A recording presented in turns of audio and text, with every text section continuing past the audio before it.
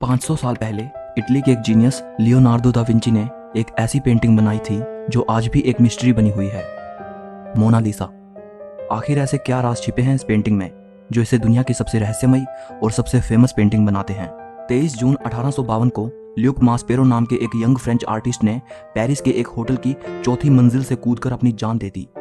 वो मोनालिसा की रहस्यमयी मुस्कान के लिए पागल था, उसकी सुंदरता पर मोहित था। उसने एक सुसाइड नोट भी छोड़ा जिसमें उसने मोनालिसा के लिए अपने प्यार और सालों के इंतजार की बात की थी।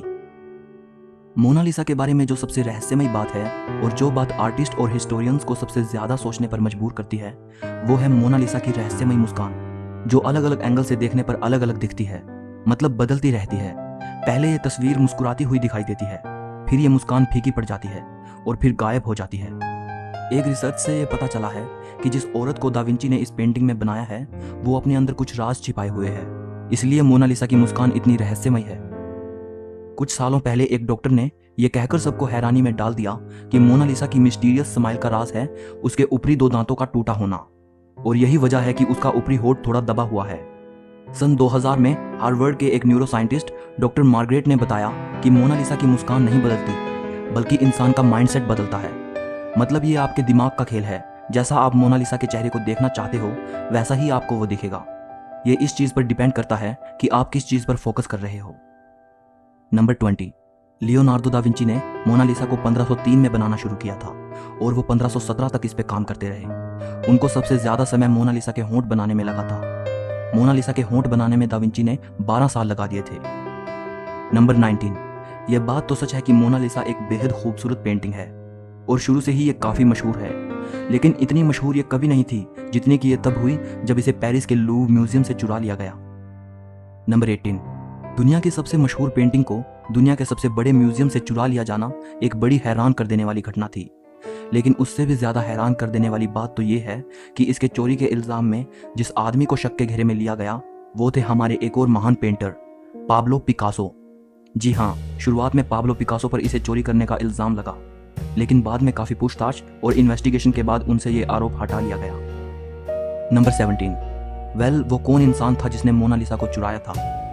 1911 में 21 अगस्त के दिन इसे चुराया गया, लेकिन उस दिन इस चोरी की तरफ किसी ने ध्यान नहीं दिया और इसे अगले दिन नोटिस किया गया। लूव्र म्यूजियम को इन्वेस्टिगेशन के लिए 1 हफ्ते के लिए बंद कर दिया गया, इस कंफ्यूजन की वजह से कि शायद पेंटिंग को म्यूजियम में ही कहीं और रख दिया गया होगा। बाद में पता चला कि मोनालिसा को लूव्र म्यूजियम के ही एक वर्कर विंसेंजो पुरुगिया ने चुराया था। वो म्यूजियम के एक छोटे से कमरे में छिप गया। म्यूजियम के बंद होने के बाद वो पेंटिंग को कोट में छिपाकर फरार हो गया। नंबर 16, विंसेंजो इटली का एक देशभक्त नागरिक था। उसका यह विश्वास था कि लियोनार्डो की ये पेंटिंग उनके देश में वापस आनी चाहिए और इसे इटली के म्यूजियम में दिखाया जाना चाहिए। 2 साल बाद विंसेंजो को तब पकड़ लिया गया जब वो मोनालिसा को लेकर इटली के फ्लोरेंस शहर के आर्ट म्यूजियम के डायरेक्टर को इसे बेचने जा रहा था। 2 हफ्तों तक मोनालिसा को इटली के उसी म्यूजियम में रखने के बाद 4 जनवरी 1914 को वापस से पेरिस के म्यूजियम में लाया गया। विंसेंजो को उसके क्राइम के लिए 6 महीने की जेल हुई, लेकिन इटली ने उसकी देशभक्ति के लिए उसका स्वागत किया। नंबर 15, मोनालिसा की एक जुड़वा पेंटिंग भी मौजूद है जो बिल्कुल लियोनार्डो दा विंची की मोनालिसा जैसी ही दिखती है। कहा जाता है कि दूसरी पेंटिंग को दा विंची के टाइम में ही उनके एक स्टूडेंट फ्रांसिस्को मेल्जी ने बनाया था। ये दूसरी पेंटिंग स्पेन की राजधानी मैड्रिड के प्रादो म्यूजियम में रखी है। नंबर 14, आज तक ये बात रहस्य है कि मोनालिसा कौन थी, मतलब दा विंची ने यह किसकी तस्वीर बनाई थी, ये कौन औरत थी। ज्यादातर स्कॉलर्स का ये मानना है कि इस पेंटिंग में जो तस्वीर है वो लीसा घिरार्डिनी की है, जो कि फ्लोरेंस की एक इटालियन औरत थी। लेकिन एक थियोरी ये भी कहती है कि मोनालिसा लियोनार्डो दा विंची की खुद की तस्वीर है, मतलब उन्होंने इस पेंटिंग में खुद को एक औरत के रूप में बनाया था। नंबर 13, इस खूबसूरत पेंटिंग को नुकसान पहुंचाने की कई कोशिशें हो चुकी हैं। 1956 में एक बोलिवियन टूरिस्ट ने मोनालिसा पर एक पत्थर फेंका था, जिसकी वजह से मोनालिसा की बाएं हाथ की कोहनी के पास एक छोटा सा निशान आ गया था। बाद में इसे रिस्टोर कर दिया गया, लेकिन निशान अब भी हल्का दिखता है। इससे पहले एक व्यक्ति ने इस पेंटिंग पर एसिड फेंका था। इसके बाद मोनालिसा की सिक्योरिटी को देखते हुए इसे बुलेट प्रूफ ग्लास के अंदर रखा गया, लेकिन इसके बाद भी एक लेडी ने मोनालिसा पर रेड पेंट से स्प्रे करने की कोशिश की थी और 2009 में एक रशियन लेडी ने इसकी तरफ सिरेमिक टीकप फेंका, पर पेंटिंग दोनों ही केस में सुरक्षित रही। नंबर 12, लियोनार्डो दा विंची एक राइटर भी थे, लेकिन हैरानी होती है कि उन्होंने अपनी सबसे फेमस पेंटिंग मोनालिसा के बारे में कहीं कुछ भी नहीं लिखा। नंबर 11, सेकेंड वर्ल्ड वॉर के टाइम मोनालिसा को 6 बार अपनी जगह से बदला गया ताकि ये बेशकीमती पेंटिंग जर्मन नाजियों के हाथों में ना चली जाए। नंबर 10, लियोनार्डो के ही एक स्टूडेंट ने 1514 से 1516 के बीच मोनालिसा का एक न्यूड वर्जन भी बनाया था जिसे मोना वेना कहा जाता है। इसके हाथ और बॉडी की पोजीशन बिल्कुल लियोनार्डो की मोनालिसा जैसी ही है। कहा यह भी जाता है कि शायद इसे भी लियोनार्डो दा विंची ने ही बनाया हो। यह पेंटिंग पेरिस के कोंडे म्यूजियम में रखी है। नंबर 9, लियोनार्डो ने मोनालिसा को पेंट करने में 30 से भी ज्यादा लेयर्स का इस्तेमाल किया था और उनमें से कुछ लेयर्स तो एक इंसानी बाल से भी बारीक थी। नंबर 8, मोनालिसा दुनिया की मोस्ट वैल्यूएबल पेंटिंग है। गिनीज वर्ल्ड रिकॉर्ड के अनुसार मोनालिसा हिस्ट्री की हाईएस्ट वैल्यूएशन वाली पेंटिंग है। 1962 में इसकी कीमत $100 मिलियन आंकी गई थी। 2019 में ये $700 मिलियन के आसपास है, लेकिन फ्रेंच हेरिटेज लॉ के अकॉर्डिंग इसे बेचा और खरीदा नहीं जा सकता क्योंकि ये पब्लिक के लिए है। नंबर 7, 1519 में दा विंची की मृत्यु के बाद मोनालिसा फ्रांस के राजाओं के प्राइवेट कलेक्शन का हिस्सा बन गई। फ्रेंच रिवॉल्यूशन के बाद मोनालिसा को पेरिस के लूव म्यूजियम में रख दिया गया। ये पेंटिंग नेपोलियन को इतनी पसंद आई थी कि कुछ समय के लिए उन्होंने इसे अपने बेडरूम में लगवा लिया था। नंबर 6, जितना आपको लगता है ये पेंटिंग उससे काफ़ी छोटे साइज की है। इसका साइज 30 बाई 21 इंचेस है और इसका वजन 8 किलोग्राम है। दा विंची ने इसे पेपर और कैनवस पर नहीं बनाया था बल्कि पॉपुलर की लकड़ी के पैनल पर ऑयल पेंट से बनाया था और इतनी खूबसूरती से बनाया था कि इस पर ब्रश के निशान देखना बेहद मुश्किल है। दा विंची के टाइम में कैनवस और पेपर मौजूद थे, लेकिन उस वक्त के पेंटर ये सोचते थे कि छोटी पेंटिंग के लिए लकड़ी का यूज करना ही सही रहेगा। नंबर 5, जब आप इस पेंटिंग को देखते हो तो आप पाओगे कि मोनालिसा की आईब्रोज और आई लैशेज नहीं दिखती। अब सवाल उठता है कि लियोनार्डो दा विंची ने मोनालिसा की आईब्रोज और आई लैशेज क्यों नहीं बनाई।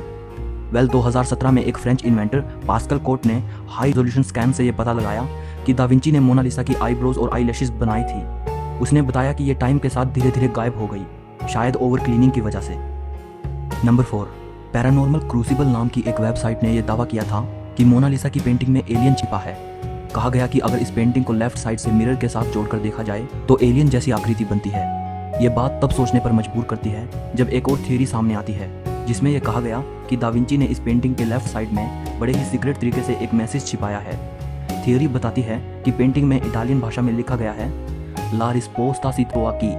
इसका मतलब है द आंसर इज हेयर, यानी उत्तर यहाँ है। हालांकि इस थियोरी में कितनी सच्चाई है इसकी कोई पुष्टि नहीं की जा सकी और ना ही मैं इसके सच होने का कोई दावा करता हूँ। नंबर 3, मोनालिसा के फैन दुनिया भर में हैं। इस पेंटिंग पर बहुत सी पोएम्स भी लिखी जा चुकी हैं और सॉन्ग्स बन चुके हैं।